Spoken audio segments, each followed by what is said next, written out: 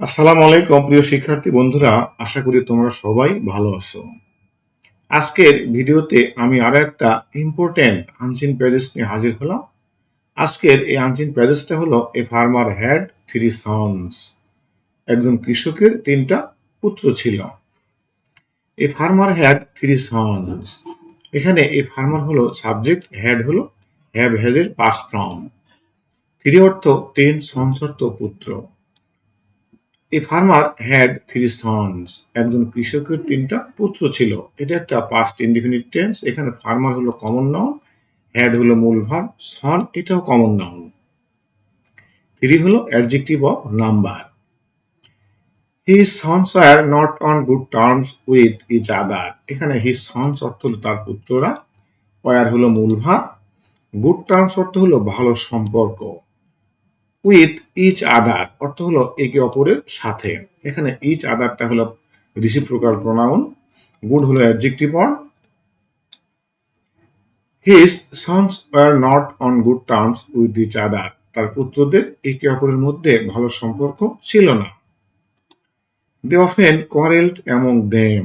এখানে দে হলো personal pronoun, often হলো প্রায়, কোয়ারেলড এটা হলো মূল ভার্ব এবং ভার্বের এটা পাস্ট ফর্ম, কোয়ারেলের পাস্ট ফর্ম। অ্যামং দেম অর্থ হলো তাদের মধ্যে। এখানে দেম হলো পার্সোনাল প্রোনাউনের objective form. They often quarrelled among them. তারা প্রায় তাদের মধ্যে ঝগড়া লাগতো বা ঝগড়া লেগেই থাকতো বা ঝগড়া করত। So the old farmer was unhappy with them. So অর্থ হলো তাই, ওল্ড ফার্মার অর্থ হলো বৃদ্ধ কৃষক, আনহ্যাপি অর্থ হলো অসুখী, উইথ দেম অর্থাৎ তাদের নিয়ে। এখানে ওল্ড হলো adjective, farmer common noun, unhappy এটা একটা অ্যাডজেক্টিভ ওয়ার্ড, দেম এটা হল pronoun. So the old farmer was unhappy with them. তাই বৃদ্ধ কৃষকটি তাদেরকে নিয়ে খুবই অসুখী ছিল। থ he advised his sons not to be quarrel. এখানে থ অর্থ হলো যদিও, অ্যাডভাইস অর্থ উপদেশ দেওয়া, এটা হলো অ্যাডভাইসের পাস্ট ফর্ম এবং এটা মূল ভাগ। কোয়ারেল অর্থ হলো ঝগড়া করা। থ he advised his sons not to quarrel. যদিও সে তার পুত্রদের ঝগড়া করতে নিষেধ করত বা উপদেশ দিত না। They did not pay heed to their father's word. এখানে পে হিড অর্থ হলো কর্ণপাত করা বা কোনো কথায় কান না দেওয়া, কান দেওয়া। দেয়ার ফাদার্স ওয়ার্ড অর্থ হলো তাদের বাবার কথায়। এখানে কিন্তু ওয়ার্ড অর্থ হলো কথা। They did not pay heed to their father's word. তারা তাদের বাবার কথায় কান দিত না বা কোনো কর্ণপাত করত না। The old farmer wanted to teach them a good lesson.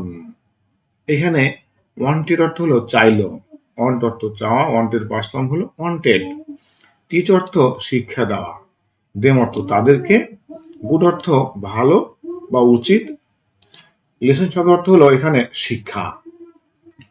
এখানে good lesson শব্দ অর্থ হলো উচিত শিক্ষা বা ভালো শিক্ষা। The old farmer wanted to teach them a good lesson. Good lesson. বৃদ্ধ কৃষকটি তাদেরকে একটা উচিত শিক্ষা দিতে চাইলেন। সো তাই হি হিট আপন এ প্ল্যান। এখানে হিট আপন শব্দ অর্থ হলো ফোন দিয়ে আটানো বা ফোন দিয়ে করা, প্ল্যান অর্থ পরিকল্পনা। এখানে হিট আপনটা হলো ভার্ব, এটা ভার্বের past form. So he hit upon a plan. তাই সে একটা ফন্দি বের করলো বা ফন্দি আটলো। He called all his sons and asked them to bring some sticks. এখানে কল অর্থ হলো ডাকা, কলের পাস্ট ফর্ম হলো কল্ড, এটা মেইন ভার্ব। অল অর্থ সবগুলো বা সবাইকে, আস্কড অর্থ জিজ্ঞাসা করল বা বলল, দেম তাদেরকে, ব্রিং অর্থ নিয়ে আসা, এটা হলো ভার্বের প্রেজেন্ট ফর্ম, এটা হলো ভার্ব ওয়ার্ড। সাম অর্থ কিছু, এটা একটা অ্যাডজেক্টিভ ওয়ার্ড। ট্রিক্স অর্থ হলো লাঠি, স্টিক্স, এটা একটা common noun. He called all his sons and asked them to bring some sticks. সে তার সকল সন্তানদের ডাকলেন এবং তাদেরকে কিছু লাঠি আনতে বললেন। According to their father's order. According শব্দের অর্থ হলো অনুযায়ী বা অনুসারে। টু দেয়ার ফাদার্স অর্ডার, তার বাবার কথা অনুসারে। The sons collected. কালেক্ট অর্থ হলো সংগ্রহ করা, কালেক্টেড পাস্ট ফর্ম হলো কালেক্টেড। সংগ্রহ করলো, এটা একটা মেইন ভার্ব এই সেন্টেন্সে। সাম স্টিক্স অর্থ হলো কিছু লাঠি, অ্যান্ড অর্থ এবং, টুক দেম। টুক অর্থ নিল, দেম অর্থ সেগুলোকে, টু হিম অর্থ তার কাছে। According to their father's order, তার বাবার কথা অনুযায়ী, the sons collected some sticks, সন্তানেরা কিছু লাঠি সংগ্রহ করলো, and took them to him, এবং এগুলো তাকে দিল। The farmer advised his sons to tie the sticks in a bundle. এখানে দ্য ফার্মার অ্যাডভাইসড, অ্যাডভাইস, এই অ্যাডভাইস শব্দের অর্থ হলো উপদেশ দেওয়া। অ্যাডভাইসের পাস্ট ফর্ম হলো অ্যাডভাইসড, অর্থ উপদেশ দিল। হিজ সন্স, তার পুত্রদের, টাই, টাই অর্থ হলো বাধা, টু টাই অর্থ হলো বাঁধতে, দ্য স্টিক্স লাঠিগুলোকে, ইন এ বান্ডল একটা আটিতে। The farmer advised his sons to tie the sticks in a bundle. কৃষকটি তার পুত্রদের এই লাঠিগুলোকে একটা আটি বাঁধতে বললেন। The sons did it accordingly. এখানে ডিড, এটা হলো ডু এর পাস্ট ফর্ম, এবং এটা এখানে মূল ভার্ব। ইট অর্থ ইহা, অ্যাকর্ডিং অর্থ হলো সেই অনুযায়ী বা তদ অনুযায়ী। The sons did it accordingly, সন্তানেরা সেই অনুযায়ী এটা করলো। Then the farmer asked each of his sons to break the bundle. এখানে দেন শব্দ হলো তারপর, এটা হলো একটা টাইম অ্যাডভার্ব। আস্কড বলল, ইচ অফ হিজ সন্স অর্থ হলো তার প্রত্যেকটা সন্তানকে, ইচ অর্থ হলো প্রত্যেক, ব্রেক অর্থ হলো ভাঙ্গা বা ভেঙে ফেলা, দ্য বান্ডল অর্থ হলো আটি। Then the farmer asked each of his sons to break the bundle. তারপর কৃষকটি তার পুত্রদের এই আটিটাকে ভাঙতে বললেন। Every one of them tried to break the bundle of sticks but failed. এখানে বলছে যে এভরি ওয়ান অর্থ হলো প্রত্যেকে, এটা হলো একটা ইনডিফিনিট প্রোনাউন। আর এভরি ওয়ান অফ দেম অর্থ হলো তাদের প্রত্যেকে। ট্রাই অর্থ চেষ্টা করা, ট্রাই এর পাস্ট ফর্ম হলো ট্রাইড। ব্রেক অর্থ হলো ভাঙ্গা, বান্ডল অর্থ হলো আটি, আর বান্ডল অফ স্টিক্স অর্থ হলো লাঠির বোঝা বা লাঠির আটি। বাট কিন্তু, ফেল অর্থ হলো ব্যর্থ হওয়া, ফেল এর পাস্ট ফর্ম হলো ফেইল, এটা একটা ভার্ব ওয়ার্ড, ব্যর্থ হলো। Every one of them tried to break the bundle of sticks. প্রত্যেকেই এই লাঠির বোঝাটা ভাঙার চেষ্টা করলো, বাট ফেইল্ড কিন্তু ব্যর্থ হলো। This time the old farmer asked them two আনটাই the bundle. This time শব্দ অর্থ হলো এইবার, এটা একটা time adverb. The old farmer, বৃদ্ধ কৃষক, আস্কড বলল, দেম তাদেরকে, টু আনটাই, আনটাই শব্দ অর্থ হলো খুলে ফেলা, এটা একটা ভার্ব ওয়ার্ড।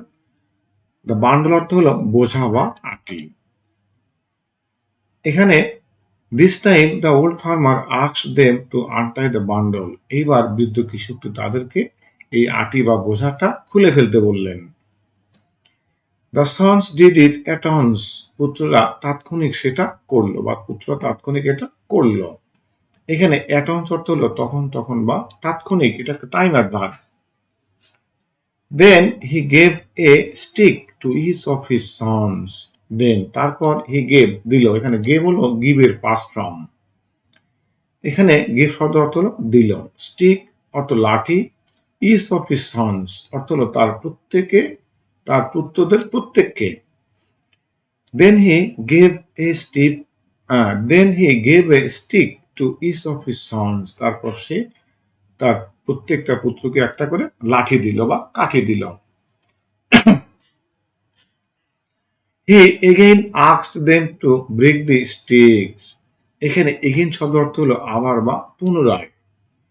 আস্কড বলল, দেম তাদেরকে, ব্রেক ভাঙ্গা, দ্য স্টিক্স লাঠিগুলো। He again asked them to break the sticks. সে পুনরায় তাদেরকে এই লাঠিগুলো ভাঙতে বলল।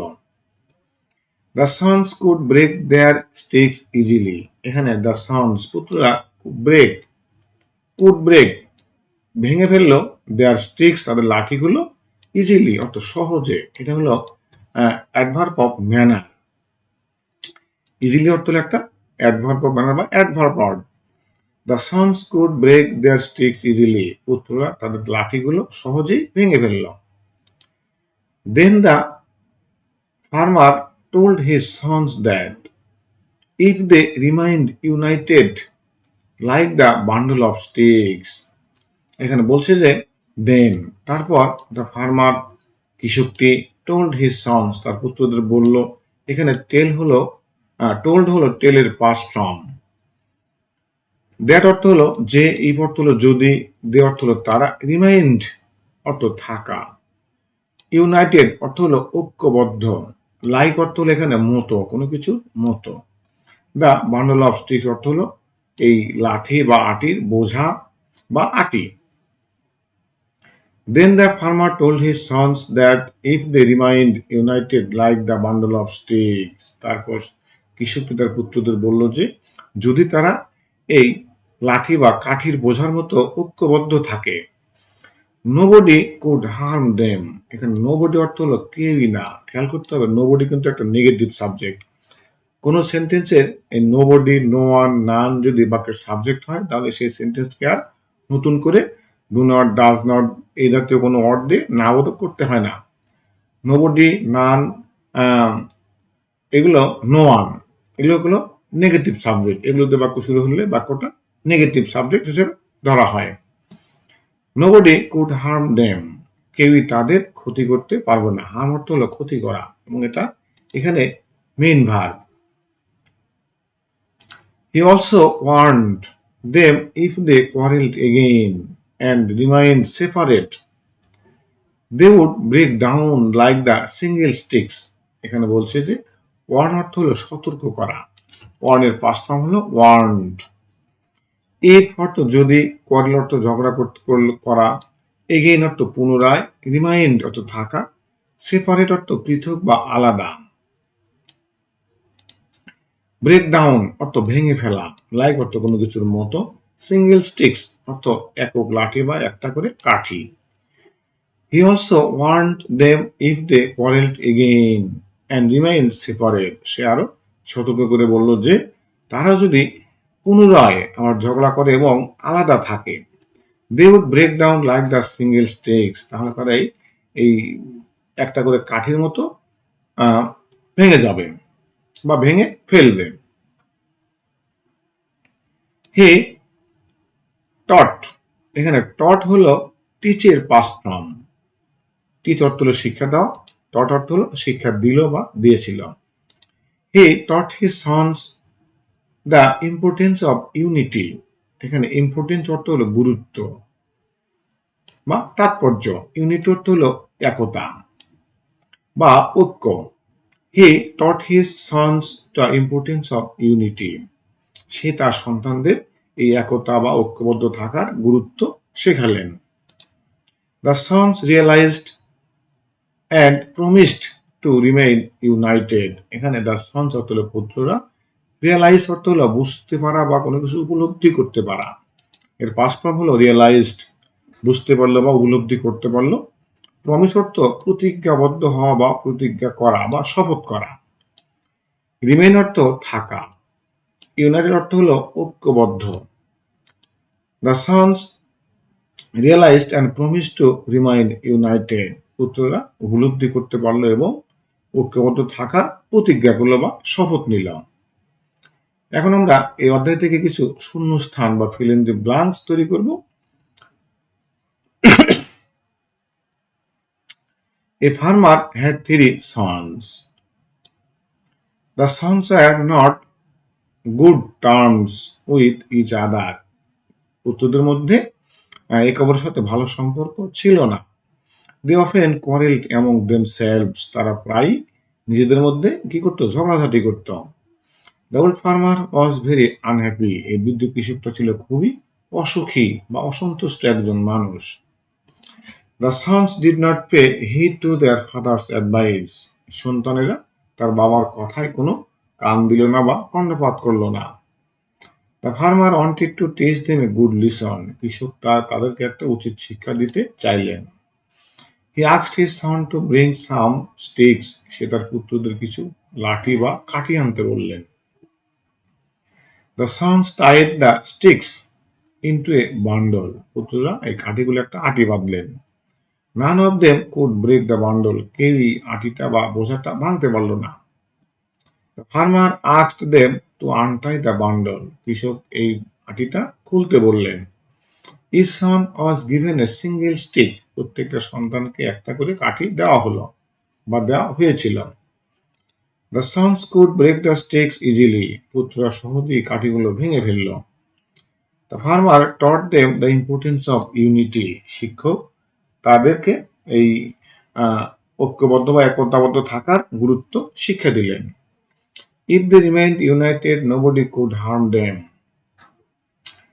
যদি তারা ঐক্যবদ্ধ থাকে কেউ তাদেরকে আর ভাঙতে পারবে না বা ক্ষতি করতে পারবে না।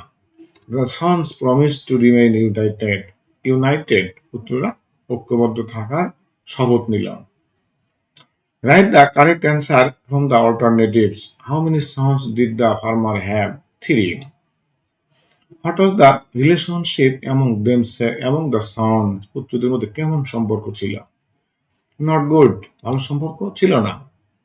What did the sons often do? প্রায় পুত্ররা কি করত? কোয়ারেল, ঝগড়া করত। How did the farmer feel? কৃষকটা কেমন অনুভব করত? আনহ্যাপি, অসুখী অনুভব করত। What did the farmer ask his sons to bring? কৃষকটি তার পুত্রদের কি আনতে বললেন? স্টিক্স, লাঠি। What did his sons make with the sticks? তার পুত্ররা কাঠি দিয়ে কি করল? বান্ডল, আটি বাঁধল। Could they break the bundle? তারা কি আটিটা ভাঙতে পেরেছিল?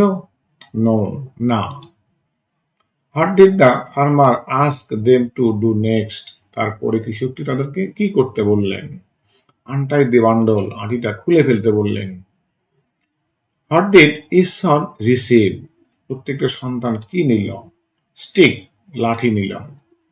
Could they break the sticks? তারা কি লাঠিগুলো ভাঙতে পেরেছিল? Yes. What lesson did the farmer teach? কৃষকটি কি শিক্ষা দিলেন? ইউনিটি, একতা বা ঐক্যবদ্ধ থাকা। What happens if they stay united? একতাবদ্ধ থাকলে কি হয়? Nobody can harm them. কেউ তাদেরকে ক্ষতি করতে পারে না। What happens if they remain separate? আলাদা বা পৃথক থাকলে কি হয়? They break easily. তারা সহজেই ভেঙে পড়বে। Did the sons understand the lessons? পুত্ররা কি শিক্ষাটা বুঝতে পেরেছিল? ইয়েস, হ্যাঁ। What did the sons promise? পুত্ররা কি শপথ নিল? টু রিমেইন ইউনাইটেড, ঐক্যবদ্ধ থাকা শপথ নিল। Answer the following questions in sentences. নিচের প্রশ্নগুলো উত্তর দাও। Who had 3 sons? কার 3টা পুত্র ছিল? A farmer had 3 sons. একটা কৃষকের 3টা পুত্র ছিল। How many sons did the farmer have? কৃষকের কতগুলো পুত্র ছিল? The farmer had 3 sons. কৃষকটির 3টা পুত্র ছিল। Were the sons on good terms with each other? একে অপরের সাথে কি ভালো সম্পর্ক ছিল? No, the sons are not on good terms with each other. পুত্রদের মধ্যে একে অপরের সাথে ভালো সম্পর্ক ছিল না। What did the sons often do? প্রায় পুত্ররা কি করত? The sons often quarrelled among themselves. পুত্রগুলো তারা প্রায়ই নিজেদের মধ্যে ঝগড়াঝাটি করত। How did the farmer feel about his sons? কৃষকটি তার পুত্রদের নিয়ে কেমন বোধ করল? The farmer felt unhappy about his sons. কৃষকটি তার পুত্রদের নিয়ে খুবই অসুখী বোধ করল। Did the sons listen to their father's advice? সন্তানেরা কি তার বাবার উপদেশ শুনেছিল? No, the sons did not listen to their father's advice. পুত্ররা তার বাবার কোনো কথাই শুনল না। What did the farmer decide to do? কৃষকটি কি করার সিদ্ধান্ত নিলেন? The farmer decided to teach his sons a good lesson. কৃষকটি তার পুত্রদের একটা উচিত শিক্ষা দেওয়ার সিদ্ধান্ত নিলেন। What did the farmer ask his sons to bring? কৃষক তার পুত্রদের কি আনতে বললেন? The farmer asked his sons to bring some sticks. কৃষক তার পুত্রদের কিছু কাঠি বা লাঠি আনতে বললেন। What did the sons do with the sticks? পুত্ররা সেই কাঠি দিয়ে কি করল? The sons tied the sticks into a bundle. পুত্ররা এই কাঠিগুলোকে একসাথে আটি বাঁধল। Could the sons break the bundle of sticks? পুত্ররা কি এই আটিটা ভাঙতে পেরেছিল? No, না। The sons could not break the bundle of sticks. পুত্ররা এই আটিটা ভাঙতে পারে নাই। What did the farmer ask them to do next? কৃষকটি পরে আবার কি করতে বললেন? The farmer asked them to untie the bundle. কৃষকটি এই আটির বা বোঝাটি খুলতে বললেন। What did the farmer give his son after that? তারপর কৃষকটি প্রত্যেক সন্তানকে কি দিলেন? The farmer gave his son a single stick. কৃষকটি তার প্রত্যেক পুত্রকে একটা করে লাঠি বা কাঠি দিলেন। Could the sons break the single sticks? পুত্ররা কি একটা করে কাঠি ভাঙতে পেরেছিল? Yes. The sons could break the single sticks easily. সহজেই পুত্ররা একটা করে কাঠি ভেঙে ফেলেছিল। What lesson did the farmer teach his sons? কৃষকটি তার পুত্রদের কি শিক্ষা দিলেন?